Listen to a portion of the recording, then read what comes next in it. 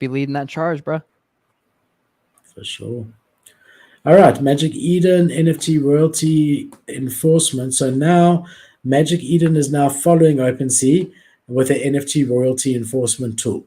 So there's been a lot of controversy lately with OpenSea's new tool that if you mint your NFT collection on their platform, which a lot of people don't do, and you don't have to do in order to be on OpenSea, but if you actually mint your collection, so you launch your collection through OpenSea's Launchpad, they now have this technology as an NFT enforcement tool that you can program into that minting contract that NFT can never be sold without a royalty.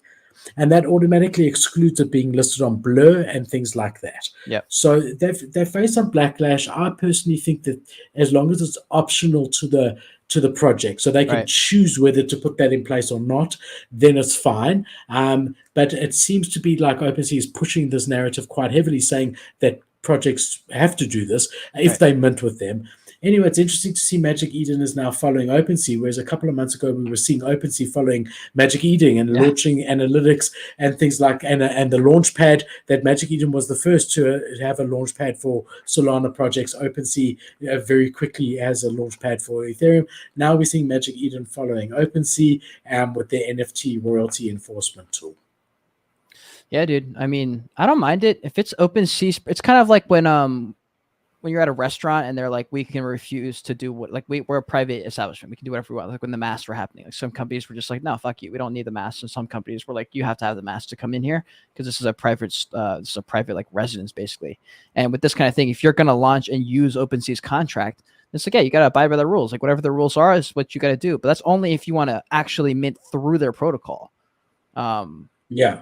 So, I mean, I don't mind it. I mean, I don't really mind enforced royalties. I thought that's what everybody wanted anyway. So, yeah, so it seems like not everyone wants it. Some people do, some people don't. It does seem like one of those situations where you're screwed if you do and screwed if you don't from the marketplace perspective. It seems to be really, no matter what you decide to do. I think this is good.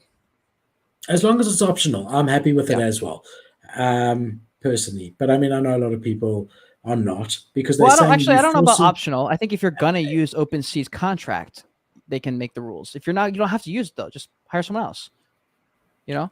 Yeah, you see, the problem is they're forcing you to buy things on OpenSea then. Because if you subscribe, and a lot of people do, to the fact that the future of NFTs is going to be mostly royalty free, then the marketplaces and the new ones that we're seeing are zero royalties. Like Blur is the most recent marketplace, and that's the whole thing. You cannot sell your OpenSea NFT if you mint it like this on Blur. It's impossible. So from a consumer perspective, it's forcing consumers to go onto OpenSea and buy, and it's also forcing sellers to sell on OpenSea because that's the only place that they can sell. Yes, you can list it on, let's just say LooksRare, who's now saying that that they'll do whatever royalties anyone wants, but no one's going to see it. Right. We saw that the volume that LooksRare is doing is tiny compared to Blur and OpenSea. So it's interesting. It's an interesting debate. I've made my stance clear on numerous times. I think royalties are good for the space as long as they're within reason and fair. I think 7.5% is ridiculous. I think 2.5% for the creator is fair.